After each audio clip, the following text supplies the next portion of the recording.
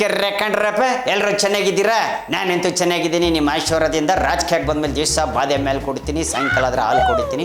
ಬಿಡಿ, ಮ್ಯಾಟ್ರಿಗೆ ಬರ್ತೀನಿ. Main matter Siddaramaiah ಸಾಹೇಬ್ರೆ, ಮೊದಲು ನೀವು ಕರೆಕ್ಟಾಗಿ ಮಾತಾಡೋದನ್ನು ಕಲೀರಿ. ನಿಮ್ಮ ವಯಸ್ಸಿಗೆ ಆ ಮಾತು ಸರಿ ಹೋಗಲ್ಲ ಅಂತ ಹೇಳಿರೋದು ತೇಜಸ್ ಸೂರ್ಯ ಅವರು ಬಿ ಜೆ ಪಿಯಲ್ಲಿ.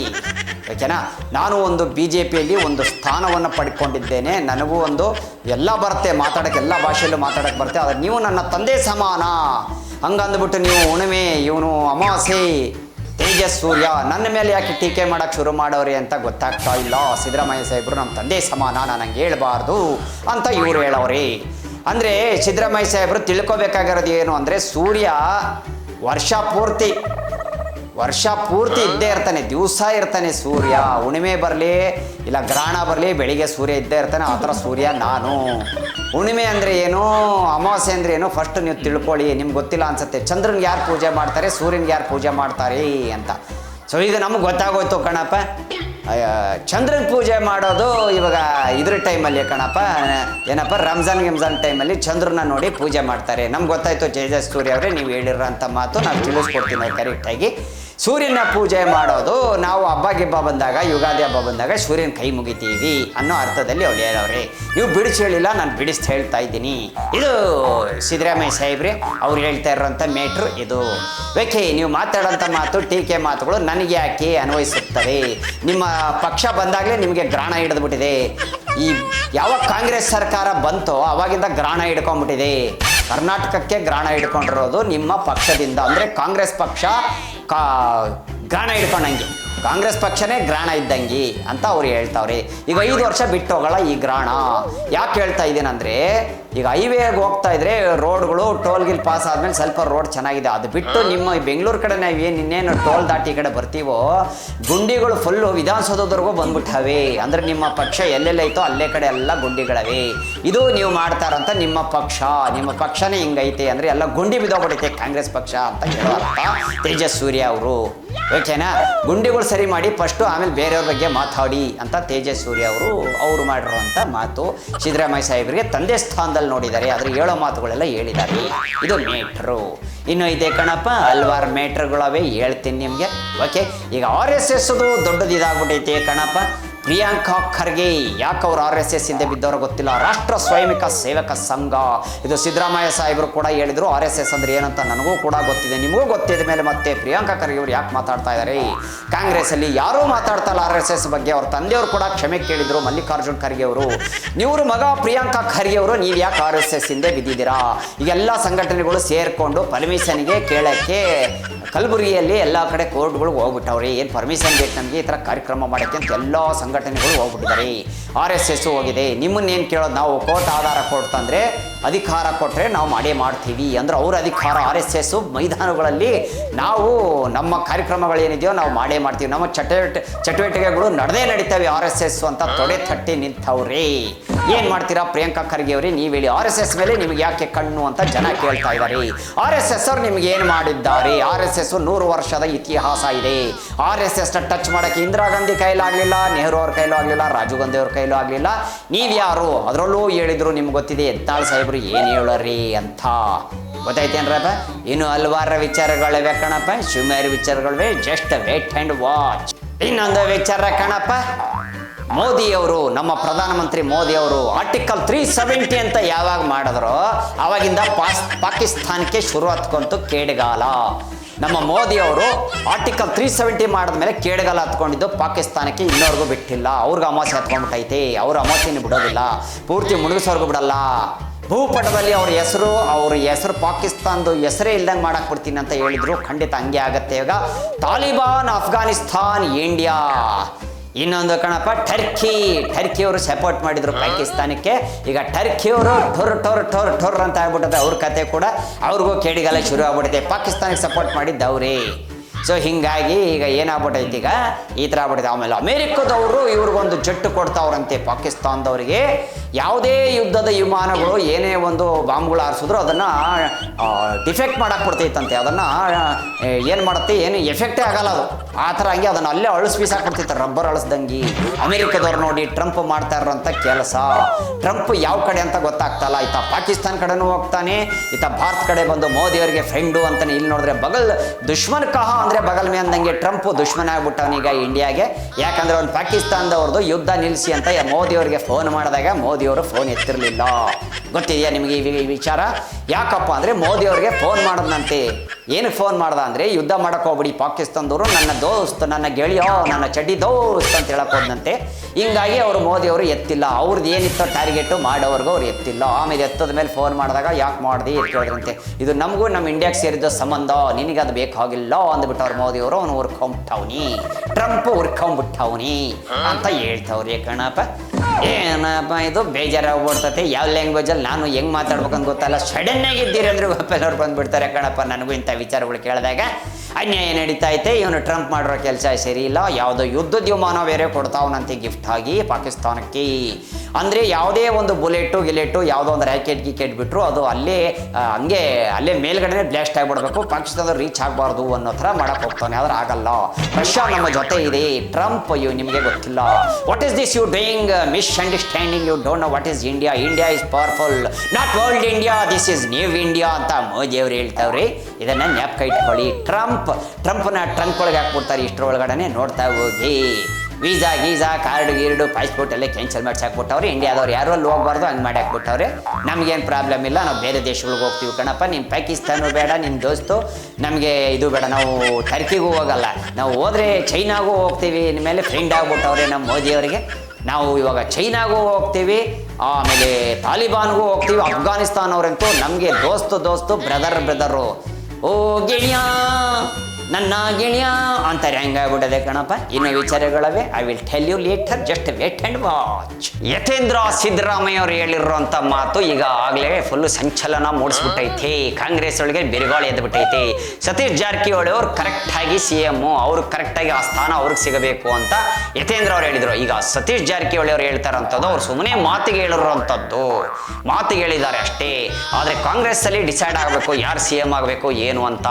ಆದರೆ ಈಗ ಸೌಕಾರರು ಯಾರಪ್ಪ, ಸತೀಶ್ ಜಾರಕಿಹೊಳಿ ಸೌಕಾರ್ ಸಾಹೇಬ್ರು ಅವ್ರು ಹೇಳಿರುವಂಥದ್ದು ಪಟ್ಟಿಡ್ದು ಕುತ್ಕೊಂಡಿದ್ದಾರೆ ಅಂತ ಕೆಲವರು ಹೇಳ್ತಾವ್ರೆ. ಆ CM ಜಾಗ ನನಗೇ ಬೇಕು ಅಂತ. ಸಿದ್ದರಾಮಯ್ಯ ಸಾಹೇಬರು ಜಾರಕಿಹೊಳಿ ಅವರು ಅದ್ಭುತವಾದ ಸ್ನೇಹಿತರು. ಅದ್ಭುತದಲ್ಲಿ ಅದ್ಭುತ ಅಂತ ಹೇಳ್ಬೋದು. ಅವರಿಬ್ರು ತಾಜ್ ಮಹಲ್ ಬಿಟ್ಟರೆ ನೆಕ್ಸ್ಟ್ ಅವ್ರದೇ ಫ್ರೆಂಡ್ಶಿಪ್ಪು ಅಂತ ಹೇಳ್ತಾವ್ರೆ ಜನಗಳು. ಆ ರೇಂಜಿಗೆ ಫ್ರೆಂಡ್ಶಿಪ್ ಐತೆ ಅವ್ರದ್ದು, ಅಷ್ಟು ನೆನಪಿದೆ, ಹಳೆ ನೆನಪುಗಳನ್ನ ಇಟ್ಕೊಂಡಿದ್ದಾರೆ ಅಂತ ನಾವು ಹೋಲಿಸ್ತಾ ಇದ್ದಿಲ್ಲ. ಜನಗಳು ಹೇಳ್ತಾರಂಥ ಮಾತು ಅಷ್ಟು ಅದ್ಭುತವಾದ ಶಕ್ತಿ. ವರ್ಲ್ಡಲ್ಲಿ 11ನೇ ಪ್ಲೇಸ್ ಹೆಂಗೆ ಪಡೆದೈತೋ ಹಂಗೆ ಇವ್ರ ಸ್ನೇಹಿತರಲ್ಲಿ ಪಡೆದವ್ರಿ ಅನ್ನೋ ಮಾತುಗಳು ಮಾತಾಡ್ತಾವ್ರಿ. ಕಾಂಗ್ರೆಸ್ಸಲ್ಲಿ ಸತೀಶ್ ಜಾರಕಿಹೊಳಿ ಅವರು ಸಿದ್ದರಾಮಯ್ಯ ಸಾಹೇಬರು ಅಣ್ಣ ತಮ್ಮಂದಿರಿದ್ದಂಗೆ ಫ್ರೆಂಡ್ಸ್. ದೋ ಸತಿ ಯಮುನಾ ಛೋಡಿಂಗೆ.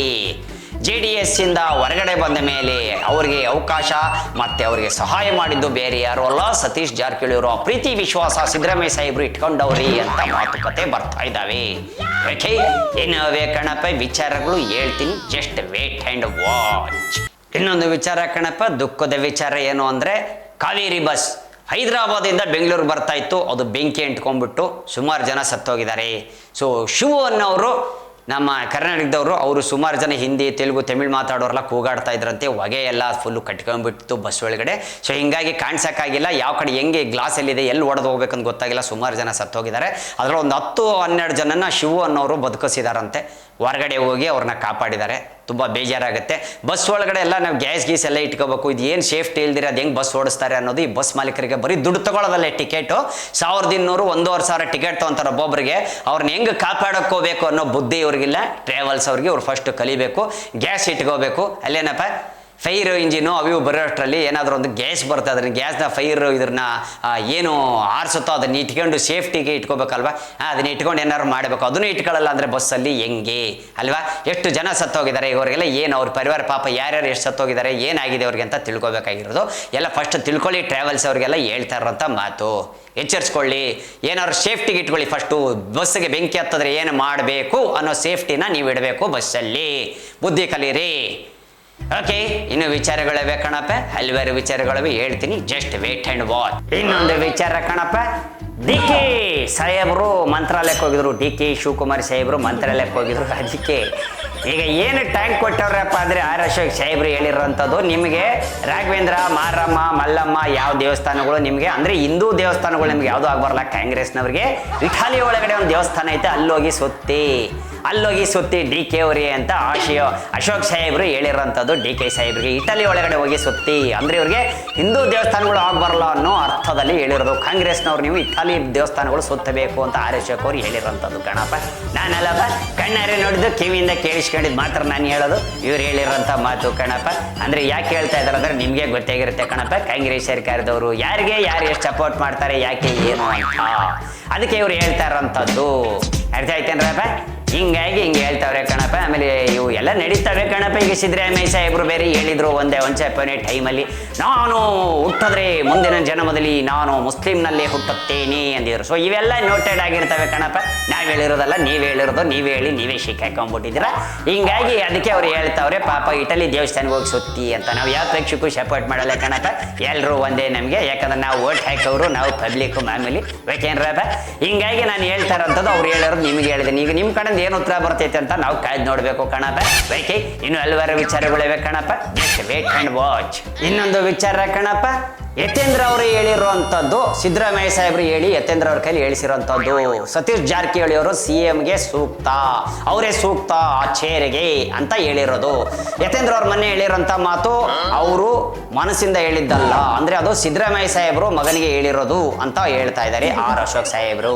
ಅವ್ರ ಮಗನ ಕೈಲಿ ಹೇಳಿಸಿರುವಂಥದ್ದು, ಸತೀಶ್ ಜಾರಕಿಹೊಳಿ ಅವರು ಕರೆಕ್ಟಾಗಿ ಅವರೇ CM ಆಗಬೇಕು, ಅವರು ಸೂಕ್ತ ಆ ಚೇರಿಗೆ ಅಂತ ಹೇಳ್ಬಿಟ್ಟವ್ರೆ ಕಣಪ್ಪ. ಈಗ ಇಲ್ಲಿ DK ಸಾಹೇಬ್ರಿಗೆ ಏನಾಗ್ತೈತೆ ಅಂತ ನೋಡ್ಬೇಕು ಕಣಪ್ಪ, ಏನ್ ಮಾಡ್ತಾರೋ ಏನೋ ಗೊತ್ತಿಲ್ಲ. ಈಗ ಸಿದ್ದರಾಮಯ್ಯ ಸಾಹೇಬರು, DK ಸಾಹೇಬರು, ನೀನೊಂದು ತೀರ ನಾನೊಂದು ತೀರ, ಮನಸ್ಸು ದೂರ, CM ಚೇರು ನನ್ನ ಕೈಯಿಂದ ಜಾರ, ಹಿಂಗೆ ಹೇಳ್ತಾವ್ರೆ ಕಣಪ್ಪ. DK ಸಾಹೇಬರು ಹಿಂಗೆ ಹಾಡು ಹೇಳ್ಕೋಬೇಕು ಮನುಷ್ಯ ಒಳಗಡೆ, ಹಿಂಗೆ ಆಗ್ಬಿಟ್ಟದೆ. ಇನ್ನು ನೋಡ್ಬೇಕು ಕಣಪ್ಪ ಏನೇನಾಯ್ತೈತೆ ಕಾಂಗ್ರೆಸ್ ಸರ್ಕಾರದಲ್ಲಿ ಏನೇನಾಯ್ತೈತೆ ಅಂತ. ಇನ್ನೊಬ್ರು ಹೇಳವ್ರೆ ಕಣಪ್ಪ, ಅವ್ರ ಕಡೆಯವ್ರೆ ಕಾಂಗ್ರೆಸ್ ಪಕ್ಷದವ್ರು ಒಬ್ರು ಹೇಳವ್ರೆ, 2028 ಆದಮೇಲೆ ಮತ್ತೆ ಕಾಂಗ್ರೆಸ್ ಸರ್ಕಾರ ಇರ್ತದೆ. ಅದು ನೀವು ಹೇಳಬೇಕಲ್ಲ ಯಜಮಾನ್ರೆ, ನೀವು ಹೇಳಬೇಡಿ, ಅದನ್ನ ಜನಗಳು ಅದನ್ನ ನಿರ್ಧಾರ ಮಾಡ್ತಾರೆ, ನಾವು ನಿರ್ಧಾರ ಮಾಡೋದಿಲ್ಲ ಅಂತ ಜನಗಳು ಹೇಳ್ತಾವ್ರೆ. ನೀವು ನಿರ್ಧಾರ ಮಾಡಕ್ಕೆ ಹೋಗಬೇಡಿ, ನೀವೇ ಇರ್ತಿರೋ ಇಲ್ಲ ಕಿತ್ತು ಬಿಸಾಕ್ತಾರೋ ಅನ್ನೋದು ಜನ ಅದನ್ನ ಡಿಸೈಡ್ ಮಾಡ್ತಾರಂತ ಜನಗಳು ಮಾತಾಡ್ತಾವ್ರೆ. ನೀವು ಹೋಗಿ ಸ್ವಲ್ಪ ಜನಗಳ ಮಧ್ಯೆ ಓಡಾಡಬೇಕು ಅಂತ ನಾನು ಹೇಳ್ತಾ ಇದ್ದೀನಿ ನಿಮಗೆ. ಓಕೆ, ಇನ್ನು ಹಲವಾರು ವಿಚಾರಗಳಪ್ಪ, ಯಾರ್ಯಾರು ಏನೇನು ಹೇಳ್ತಾರಂತ. ಎಲ್ಲ ಪಕ್ಷದವ್ರು ಜಗಳ ಬಂದಾಗ ಅವ್ರು ಇವ್ರ ಮೇಲೆ ಇವ್ರು ಅವ್ರ ಮೇಲೆ ಹೇಳ್ತಾರೆ. ಅವ್ರ ಒಳಗಡೆ ಇರೋ ಗುಟ್ಟುಗಳೆಲ್ಲ ಹೊರಗೆ ಬರೋದು, ಅವ್ರ ಜಗಳ ಆದಾಗಲೇ ನಮಗೆ ಗೊತ್ತಾಗೋದು. ಅವಾಗಲೇ ನಾವು ಮೀಡಿಯಾದವ್ರು ಹೋಗಿ ಕವರ್ ಮಾಡ್ಕೊಂಡ್ಬಿಡ್ತೀವಿ ಮೈಗಳನ್ನ ಇಟ್ಬಿಟ್ಟು. ಓಕೆ, ಹುಷಾರಾಗಿರ್ರಿ, ಎಚ್ಚರವಾಗಿರ್ರಿ ಅಂತ ಜನಗಳು ಹೇಳ್ತಾವ್ರೆ. ಹುಷಾರಾಗಿರ್ರಿ, ಎಚ್ಚರವಾಗಿರ್ರಿ. ಇನ್ನು ಹಲವಾರು ಇನ್ನು ವಿಚಾರಗಳವೆ, ಜಸ್ಟ್ ವೇಟ್ ಅಂಡ್ ವಾಚ್. ಇನ್ನೊಂದು ವಿಚಾರ ಕಣಪ್ಪ, BJP ಯಾರಂತೀರೇನಪ್ಪ ನೀವು, ಜಗದೀಶ್ ಶೆಟ್ಟರು ಕಣ್ರಪ್ಪ, ಹುಬ್ಳಿಯಿಂದ ಜಗದೀಶ್ ಶೆಟ್ಟರು CM ಆಗಿದ್ರಲ್ಲ ಸಾಹೇಬರು, ಅವ್ರು ಹೇಳಿರೋಂಥ ಮಾತು ಸಿದ್ದರಾಮಯ್ಯ ಸಾಹೇಬ್ರಿಗೆ ಒಂದು ಸ್ವಲ್ಪ ಇಷ್ಟ ಇಲ್ಲ. DK ಸಾಹೇಬ್ರನ್ನ CM ಮಾಡೋವಂಥದ್ದು ಅವ್ರಿಗೆ ಒಂದು ಸ್ವಲ್ಪ ಮನಸ್ಸು ಇಲ್ಲ. DK ಅವ್ರನ್ನ CM ಮಾಡ್ಬೇಕಂತ ಅವ್ರ ಮನಸ್ಸೊಳಗೆ ಒಂದು ಸ್ವಲ್ಪ ಇಲ್ಲ. ಅದಕ್ಕೆ ಈ ಥರ ಆಟ ಆಡ್ತಾವ್ರಿ. ಅದಕ್ಕೆ ಅವ್ರು ಸತೀಶ್ ಜಾರಕಿಹೊಳಿ ಅವರನ್ನ ಕುಂದರ್ಸ್ಬೇಕು ಅಂತ ಅವ್ರು ಕಾಯ್ತಾ ಇರೋದು. ಅವ್ರ ಮನಸ್ಸಲ್ಲಿ ಇರೋದು ಅವರೇ. ಸಿದ್ದರಾಮಯ್ಯ ಸಾಹೇಬರು ಹೇಳ್ತಾ ಇರೋಂಥ ಮಾತು, I love you Satish Jarkiholi. ಆ ದೋಸ್ತು ಯಾಕಂದ್ರೆ JDS ಇಂದ ಹೊರಗಡೆ ಬಂದಾಗ ಇವರು ಅವ್ರಿಗೆ ಸಹಾಯ ಮಾಡಿದ್ರು. ಹಿಂಗಾಗಿ ಆ ಪ್ರೀತಿ ವಿಶ್ವಾಸ ಇನ್ನೂ ಹಂಗೆ ಉಳ್ಕೊಂಡ್ಬಿಟ್ಟಿದೆ. ಹಿಂಗಾಗಿ ಸತೀಶ್ ಜಾರಕಿಹೊಳಿ ಅವ್ರಿಗೆ CM ಮಾಡಬೇಕು ಅಂತ DK ಸಾಹೇಬ್ರ ಮೇಲೆ, DK ಸಾಹೇಬ್ರನ್ನ ಮಾಡಬೇಕು ಅನ್ನೋ ಒಂದು ಸ್ವಲ್ಪ ಮನಸ್ಸಿಲ್ಲ ಯಾರಿಗೆ, ಸಿದ್ದರಾಮಯ್ಯ ಸಾಹೇಬರಿಗೆ. ಅವರು CM ಆಗಬಾರ್ದು DK ಅನ್ನೋ ಒಂದು ಇವರು ಅನ್ಕೊಂಡಿರೋದು ಮನಸ್ಸಲ್ಲಿ. ಯಾರು, ಸಿದ್ದರಾಮಯ್ಯ ಸಾಹೇಬರು. ಅವ್ರಿಗೆ ಇಷ್ಟ ಇಲ್ಲ ಅವ್ರನ್ನ ಮಾಡಿಸಾಕಿ ಅಂತ ಹೇಳ್ತಾವ್ರೆ ಕಣಪ್ಪ. ಓಕೆ ಏನ್ರೈತೆ, ಇವತ್ತಿನ ವಿಚಾರ ಇಷ್ಟ ಆಗಿತ್ತು ಕಣಪ್ಪ. ಇನ್ನೂ ಹಲವಾರು ವಿಚಾರಗಳಿವೆ. ಮತ್ತೆ ಸುದ್ದಿಗೇನು ಕಡಿಮೆ ಬಂದೇ ಬರ್ತೀನಿ. ಮತ್ತೆ ನಾಳೆ ಸುದ್ದಿಗಳನ್ನ ತಗೊಂಡು ಇವತ್ತು ಯಾರ್ಯಾರು ಪೊಲಿಟಿಕ್ಸ್ ಮಸಾಲೆ ದೇಶ ನೋಡಿದ್ರೆ ಎಲ್ರಿಗೂ ಧನ್ಯವಾದಗಳು. ಆಮೇಲೆ ನಿಮ್ಮ ಓಟು ನನಗೆ ಕಣಪ್ಪ, ನಿಮ್ಮ ಓಟು ಯಾವಾಗಲೂ ನನಗೆ ಕಣಪ್ಪ. ಬರ್ಲೇನ್ರಪ್ಪ, ಬರ್ತೀನಿ ಕಣ್ರಪ್ಪ, ಶೇಂಬಲಿಂಗ ಬರ್ತೀನಿರಪ್ಪ, ಓಟ್ ನನಗೆ ಹಾಕ್ಬೇಕು. ಬರ್ಲೇನ್ರಪ್ಪ, RSSಗೆ ಹೋಗ್ಬೇಕು ಅಂದ್ಕೊಂಡೆ ಕಣಪ್ಪ. ನಂದು ಕೆಲಸ ಎಲ್ಲ ಬಿಟ್ಟು ನಾನು ಹೋಗ್ಬೋದು, ಯಾಕಂದ್ರೆ ನನ್ನಂತೂ ಕೆಲಸದಿಂದ ತೆಗಿಯೋಕ್ಕಾಗಲ್ಲ. ಬರ್ತೀನಿರಪ್ಪ, ಶೇಂಬಲಿಂಗ.